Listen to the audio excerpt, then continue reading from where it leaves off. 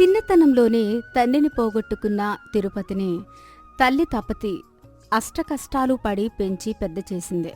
బాగా చదువుకుని ఉన్న ఊళ్ళోనే మంచి ఉద్యోగం సంపాదించుకున్నాడు తిరుపతి. తిరుపతిని తమ ఇంటి అల్లుణ్ణి చేసుకుంటామంటూ అనేక మంది వచ్చి తపతితో మాట్లాడి వెళ్తున్నారు. ఆ సంగతి ఆ రాత్రి కొడుకుకు చెప్తూ, బాబూ తిరుపతి, మా పిల్లని చేసుకోండి అంటే మా పిల్లని చేసుకోండి అంటూ బోలెడు మంది నీకోసం వచ్చి వెళ్తున్నారా. నేను కూడా త్వరలోనే నీకు పెళ్లి చేయాలని చూస్తున్నాను. ముందు నీకు ఎటువంటి అమ్మాయి కావాలో నాకు తెలిస్తే. అమ్మా, నీకన్నా ఎక్కువ నాకు తెలుసా ఏంటి? నన్ను అడగటం దేనికి? నువ్వే నా కోసం తగిన అమ్మాయిని ఎన్నిక చెయ్యి. మనకి కట్నాలతో పనేముందరా? పిల్ల మంచిదైతే అదే 10,000. అటువంటి అమ్మాయినే మనింటికి కోడలుగా తెచ్చుకుందాం. వచ్చిన ప్రతి వాళ్ళు మా పిల్ల ఎంతో నెమ్మదస్తురాలని, అన్ని పనులు భేషుగ్గా చేస్తుందని చెప్పడం ఆరంభించారు. ఆ మాటలతో తపతి తల తిరిగిపోయింది. వాళ్ల మాటలు పట్టుకుని ఎవరింటికి వెళ్ళాలి, ఏ పిల్లను చూడాలి, ఎటూ తేల్చుకోలేని ఆమె ఆ సాయంత్రం రామాలయంకి వెళ్ళింది. రామాలయంలో ఆమెకు దుర్గమ్మ కనబడింది. ఆవిడ తపతికి దూరపు చుట్టం. ఆవిడ కొడుకులిద్దరూ చదువు సంధ్య లేకుండా అలాగా తిరుగుళ్ళు తిరుగుతూ ఉంటారు. వాళ్లకన్నా చిన్నవాడైన తిరుపతి బాగా చదువుకుని చక్కటి ఉద్యోగం సంపాదించుకున్నాడు. అందుకే ఆమెకు తపతి అంటే చెప్పలేనంత అసూయ. ఆమె తపతి వంక చూస్తూనే లేని నవ్వు మొహాన పులుముకుని, ఏమిటి చెల్లెమ్మా ఇలా గుడికొచ్చా? అయినా నీకు తీరని కోరికలు ఏమున్నాయి కనుక ఏ జన్మలోనో పనసపళ్ళ దానం చేసుకుని తిరుపతి లాంటి కొడుకుని కన్నావు. ఆ మాట నిజమక్క. నా కొడుకు మంచివాడు, బుద్ధిమంతుడు. కానీ వాడికి తగిన భార్య దొరికినప్పుడే కదా నాకు సంతోషం. నీ ఎరలోకి ఏదైనా మంచి సంబంధం ఉంటే చెప్పు. ముక్కు మొహం తెలియని వాళ్ళు బోలెడు మంది ఇంటికి వచ్చిపోతున్నారు. పిల్లను గురించి బాగా తెలిసిన మనవాళ్లు చెప్పిన సంబంధం ఏదైనా దొరికితే బావుంటుందని చూస్తున్నాను. నీ కొడుకు ఉద్యోగానికి లక్షల కట్నం ఇస్తామంటూ నీ ఇంటి ముందు ఆడపిల్లల తల్లిదండ్రులు వరుసలు కట్టి నిలబడుంటారు. మా వదినగారి కూతురు చామంతి నీ కళ్ళకి ఎక్కడ అంతుందిలే. మీతో వాళ్లతో గరులే తల్లి. ఈ సంబంధం గురించి నీకు చెప్పి దండగా. అయ్యో, అదేం మాటక్క. మాకు కట్నం కావాలని నేనన్నానా? పిల్ల నెమ్మదస్తురాలు, పనిమంతురాలైతే చాలు. మా ఇంట్లో మనిషిగా కలిసిపోవాలి అంతే. మీ వదినగారి కూతుర్ని అంటున్నావు. ఆ పిల్ల గుణగణాలు నీకు బాగా తెలుసుంటాయి కదా. అటు మా గురించి కూడా నీకు తెలుసు. నువ్వే పూనుకొని మా తిరుపతికి తగిన భార్యని చూడాలి. నా మీద భారం వేశావుగా. ఇక చామంతి మీ ఇంటి కోడలు అయిపోతుందని అనుకో. చూడ చక్కని పిల్ల, నోట్లో నాలుక లేదు, నడుమెత్తకుండా ఇంటి పనంతా చేయగలదు. ఆ పిల్లకు పెద్దలంటే ఎంత గౌరవం అనుకున్నావు? నిజంగా నువ్వు అదృష్టవంతురాలవ తపతి. నీ పుణ్యాన ఈ సంబంధం కుదిరిపోతే నాకు నిశ్చింత. రేపే ఆ అమ్మాయిని చూడ్డానికి వెళ్దాం. ఇదిగో తపతి, ముందే చెబుతున్నా, వాళ్ళు కాని కట్నం ఇచ్చుకోలేరు, తెలిసిందా? తీరా అక్కడికి వెళ్ళాక కట్నం ఇంత కావాలి అంత కావాలి అంటే కుదరదు. ముందే చెప్తున్నాను. కట్నం సంగతి పక్కకు పెట్టు. పిల్ల మంచిదంటున్నావు కాబట్టి పెళ్లి ఖర్చులు కూడా మేమే భరిస్తాం. సరేనా? వాళ్ళకి కబురు పంపించు. రేపే మనం వెళ్ళి పిల్లని చూద్దాం. ఇదిగో ఇప్పుడే తిన్నగా వాళ్ళింటికే వెళ్ళి శుభవార్త చెబుతాను. రేపు మీ ఇంటికి వచ్చి మిమ్మల్ని తీసుకొని వెళ్తాను. పైకి ఇలా తీయగా మాట్లాడుతున్న దుర్గమ్మ మనస్సులో ఇలా అనుకుంటోంది. ఓసే తాపతి, నీ కొడుకు కన్నా పెద్దవాళ్ళు నా కొడుకులు. వాళ్ల పెళ్లిళ్ళు అవ్వకుండా నీ కొడుకు పెళ్లి చేస్తావుటే చెయ్యి. ఒక గంపగయ్యాళితో నీ కొడుకు పెళ్లి. అది నీ ఇంట్లో అడుగు పెట్టిన రోజు నుంచే ఇల్లు వల్లకాడు చేస్తుంది. అది వేసమెత్తు పని చేయదు. ఇక నీ తిప్పలు కుక్కలు కూడా పడవు. మీ ఇద్దరిని ఒక ఆట ఆడుకుంటుందిలే మా చామంతి. అనుకున్నట్లుగానే మర్నాడు చామంతిని చూడ్డం, నెల రోజుల్లో కానీ కట్నం తీసుకోకుండా చామంతిని తమ ఇంటి కోడలుగా తెచ్చుకోవడం చకచకా జరిగిపోయాయి. మర్నాడు వంటింట్లో పాయసం చేస్తున్న తపతి దగ్గరికి విసురుగా వచ్చిన చామంతి, అత్త, ముందు చేస్తున్న పని పక్కకు పెట్టి నా ప్రశ్నకు జవాబు చెప్పు. ఏమిటమ్మా పొద్దున్నే లేచొచ్చా? కొత్త పెళ్లి కూతురు కదా, కాసేపు పడుకోవలసిందే. ఇంతకీ నీకేం కావాలి? మా నాన్నతో కట్నం లేకుండా నన్ను నీ కొడుక్కి చేసుకుంటానని అన్నావట కదా, పైగా పెళ్లి ఖర్చులు కూడా నువ్వే పెట్టుకుంటానని అన్నావట, ఎందుకు? అవునమ్మా, అన్నాను. నీలాంటి మంచి కోడల్ని నా ఇంటికి తెచ్చుకోవాలనే స్వార్థంతో. ఆఘోరించలేకపోయావు. నువ్వు అలా అన్నందుకే ఈ దరిద్రపుగొట్టు సంబంధం చేశాడు మా నాన్న. లేకపోతే తల తాకట్టు పెట్టైనా ఆ జమీందారు కొడుకుతో నా పెళ్లి జరిపించేవాడు. అసలు నా అందంతో నీ కొడుకు కోతి మొహం పోల్చి చూసుకున్నావా? ఎలా చెయ్యాలని అనిపించింది నీకీ పెళ్లి? అంతా నా కర్మ. కొత్త కోడలు అంత కఠినంగా గౌరవం లేకుండా మాట్లాడడం చూసి నిర్ఘాంతపోయింది తపతి. దుర్గమ్మ చెప్పిన మంచి గుణాలు వీసమెత్తు కూడా కోడల్లో కనబడలేదు. దుర్గమ్మ చేతిలో తను మోసపోయినట్లు అర్థమైపోయింది తపతికి. లోపల నుంచి తన్నుకు వస్తున్న కోపాన్ని ఆపుకుంటూ, అలా మాట్లాడతావేంటి చామంతి? నేను కట్నం తీసుకోనందుకు నీకు అంత కోపం వస్తోందేమిటి? అయినా పెద్దవాళ్లతో ఇలాగైనా మాట్లాడ్డం. ఆ దుర్గమ్మ నీకు నోట్లో నాలుక లేదని, పెద్దలంటే గౌరవమంటూ నీ గురించి చాలా గొప్పగా చెప్పింది. మరి నువ్వేంటి ఇలా మాట్లాడుతున్నావు? అబ్బాయి వింటే ఏమనుకుంటాడు? నేనిలాగే మాట్లాడతాను. మీ అబ్బాయి అంటే నాకు భయం అనుకున్నారా? పిలవండి, పనిలో పనిగా తనని కూడా 4 దులుపుతాను. అసలే నెమ్మదస్తురాలైన తపతి కోడలి ఉగ్రరూపం చూసి హడలిపోయింది. గొడవ పెంచడం దేనికని అప్పటికి మౌనంగా ఉండిపోయింది తపతి. ఇదేమిటిరా తిరుపతి, అప్పుడే కొత్త కోడలు అంతలా చెలరేగిపోతోంది. దుర్గమ్మ చెప్పిన దానికి పూర్తిగా వ్యతిరేకంగా ఉంది పిల్ల. ఏమో అమ్మా, ఈ చామంతి మంచి మాటలకు లొంగే రకంలా లేదు. ఒక్కరోజులోనే నా మీద తైతక్కలాడుతూ నాకు చుక్కలు చూపించింది. నేను కూడా ఇదే సంగతి నీకు చెబుదామనుకుంటున్నా. పొద్దున్నుంచి వాళ్ల నాన్నను కట్నం ఎందుకు అడగలేదంటూ నా ప్రాణాలు తోడేసింది. పైగా నాది కోతి మొహమంట. తన అందానికి ఏమాత్రం తగినవాడని కాదట. నేను ఎలాగోలో తనతో సర్దుకుపోతాను. కాని నీ గురించే నా చింత అంతా. ఈ గయ్యాళి కోడలితో ఎలా వేగుతావో ఏమో. ఇదో గుండెలు తీసిన బంటులా ఉంది. నా గురించి దిగులుపడి నీ ఆరోగ్యం పాడు చేసుకోకు. మనుషులు ఎల్లకాలం ఒకేలా ఉండరు, మారుతూ ఉంటారు. మనం కూడా మన మంచి మాటలతో చామంతిని మార్చుకునే ప్రయత్నం చేద్దాం. ఇదంతా నా వల్లే జరిగింది. ఆ దుర్గమ్మ మాటలు గుడ్డిగా నమ్మేశాను. ఇరుగు పొరుగులను కూడా విచారించలేదు. అంతా మన కర్మ. నుదుటిన ఏం రాసి ఉంటే అదే జరుగుతుంది.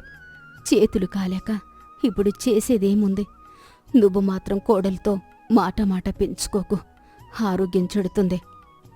ఆ రోజు నుంచి తల్లి కొడుకులకు నరకం చూపించడం ఆరంభించింది చామంతి. బారెడు పొద్దెక్కేదాకా నిద్రలేచేది కాదు. ఇంటి పనిలో వీసమెత్తు సాయం కూడా చేసేది కాదు. వంటగదిలోకి తొంగి చూసేది కాదు. పైగా కూరలో కారం ఎక్కువ, పప్పులో ఉప్పు తక్కువ అంటూ తింటున్న కంచం విసిరి కొట్టేది. స్వతహాగా తల్లి కొడుకులు నెమ్మదస్తులు కావడంతో చామంతికి ఆ ఇంట్లో ఆడింది ఆట, పాడింది పాటగా ఉండేది. ఇలా ఉండగా ఒకరోజు సాయంత్రం రామాలయంలో ఏదో ప్రవచనమంటూ చీకటి పడి ఇల్లు చేరింది తపతి. ఆగు, ఇప్పటిదాకా ఎక్కడెక్కడ తిరిగొస్తున్నావు? నీకు తెలుసు కదా, గుడికి వెళ్ళొస్తున్నాను. ఎందుకు? కోడలు పిల్ల తొందరలోనే పైకి పోవాలని మొక్కులు మొక్కి వస్తున్నావా? అవి మాటలు చామంతి. ప్రవచనాలు వింటూ ఉంటే సమయం తెలియలేదు. ఇక్కడ నేను ఆకలికి ఆగలేను అని తెలుసు కదా. వెళ్ళండి, వెళ్ళి త్వరగా రొట్టెలు చెయ్యండి. కోడలికి తను బయటకు వెళ్లడం ఇష్టం లేదనుకుని ఆ సాయంత్రం వీధి అరుగుమీద కుర్చీ వేసుకుని కూర్చుంటే చేమంతి వచ్చి, ఏమిటి ఇక్కడ తిష్టవేశావు? వచ్చిపోయేవాళ్లను లెక్క పెడుతున్నావా?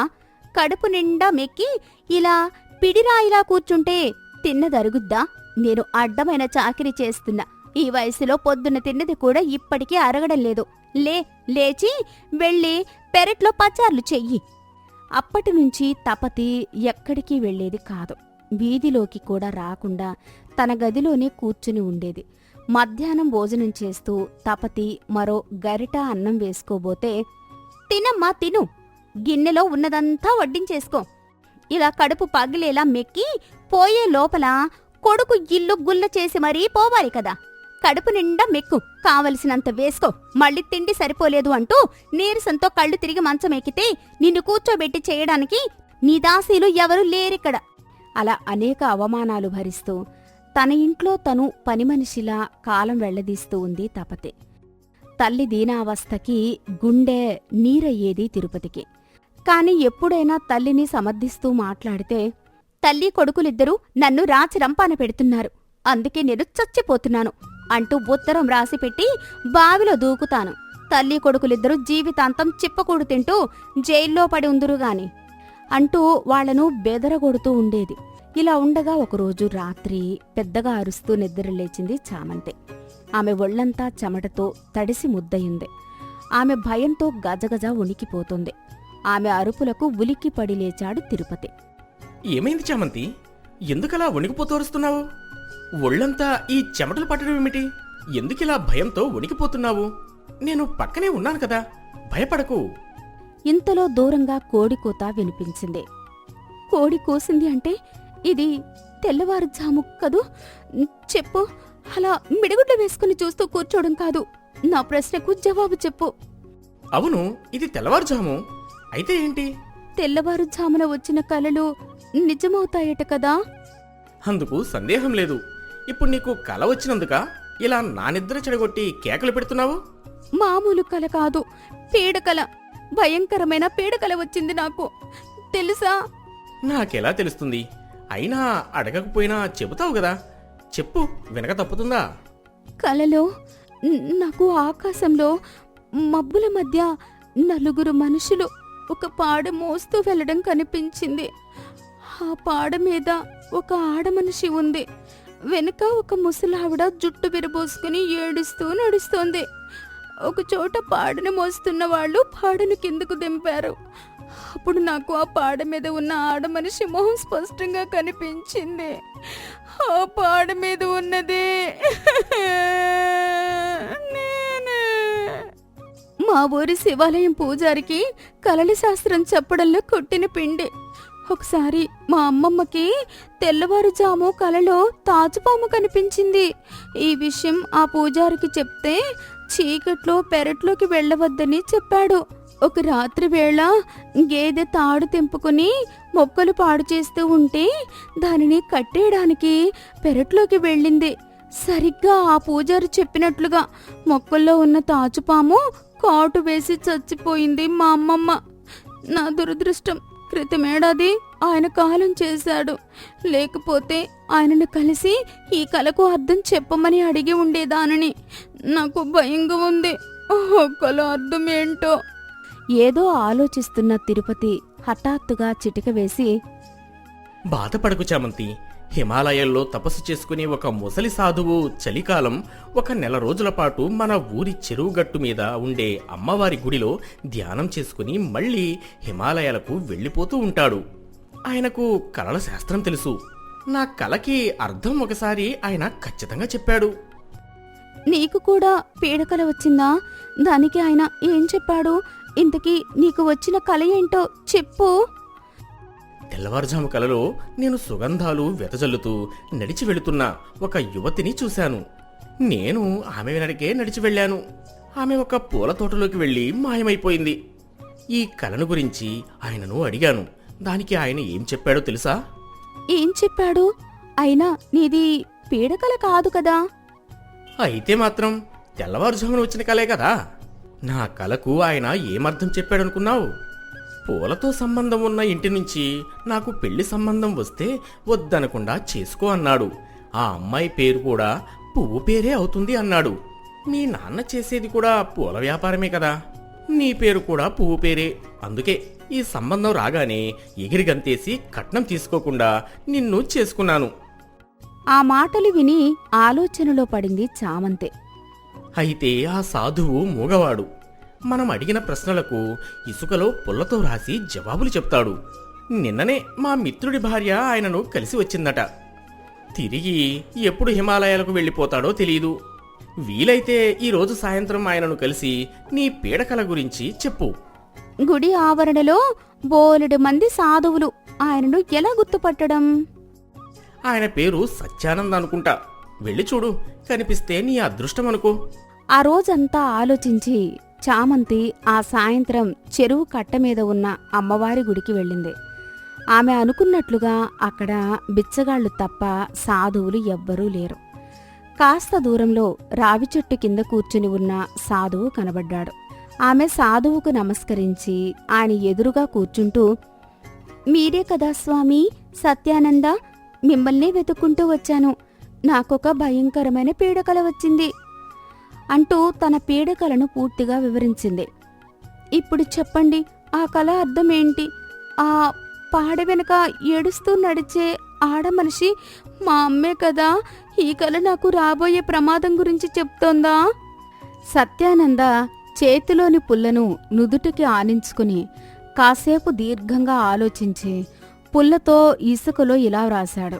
ఆయన వ్రాసింది ఆతృతగా చదవడం మొదలుపెట్టింది చామంతి. చామంతి, ఆ పాడ మీద ఉన్నది నువ్వే.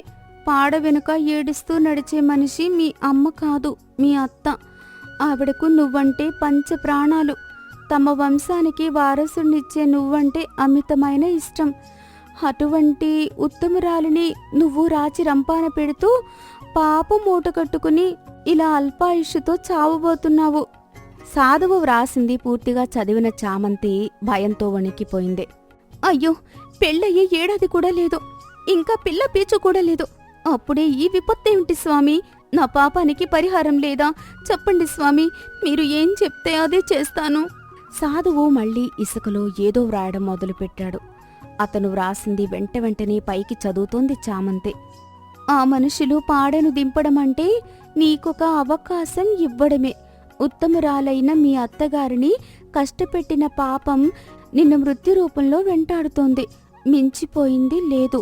వెంటనే మీ అత్తగారికి క్షమాపణ చెప్పు. ఇకపై ఆవిడను కూర్చోబెట్టి సేవలు చెయ్యి. పరుషంగా మాట్లాడి ఆవిడ మనసు కష్టపెట్టకు. ఆవిడ ఆనందం దీవెనలే నీకు పూర్తి ఆయుష్నిస్తాయి. అలా చెయ్యి. ఇక వెళ్ళు. సాధువు వ్రాసిందంతా చదివిన చామంతి ఆయనకు నమస్కరించి తిరుగు ప్రయాణమైంది. నన్ను క్షమించండి అత్తయ్య. ఇన్నాళ్ళు నా అజ్ఞానంతో మిమ్మల్ని బాధించాను. అనరాని మాటలన్నాను. పనంతా మీతోనే చేయించాను. ఇక మీరు విశ్రాంతి తీసుకోండి. మిమ్మల్ని కళ్ళల్లో పెట్టుకుని చూసుకునే బాధ్యత నాదే. హఠాత్తుగా కోడలులో వచ్చిన మార్పు చూసి తెల్లబోయింది తపతి. అత్తను పల్లెత్తు మాట అనడం లేదు, పని చేయనీయడం లేదు. ఇప్పుడు అప్పుడప్పుడు వినిపించే నవ్వులు తప్ప ఇల్లెంతో ప్రశాంతంగా ఉంది. ఆ రోజు పెరట్లో ఉన్న కొడుకు దగ్గరికి వచ్చి, ఒరే తిరుపతి, ఏమిట్రా ఈ మాయ? ఇదేదో ఇంద్రజాలంలా ఉంది. చామంతిలో ఇంత మార్పేమిట్రా? నమ్మలేకపోతున్నాననుకో. గట్టిగా మాట్లాడకు. ఇదంతా నీ కోడలికొచ్చిన పీడకల పుణ్యం, చెరువు కట్ట మీద సాధువు చూపిన మహాత్యం. నువ్వైతే సంతోషంగా ఉన్నావు కదా, అది చాలు నాకు. అవునా? ఇదంతా సాధువు చూపిన మహిమ. అయితే నేను కూడా ఒకసారి వెళ్ళి ఆయనను చూసి వస్తాను.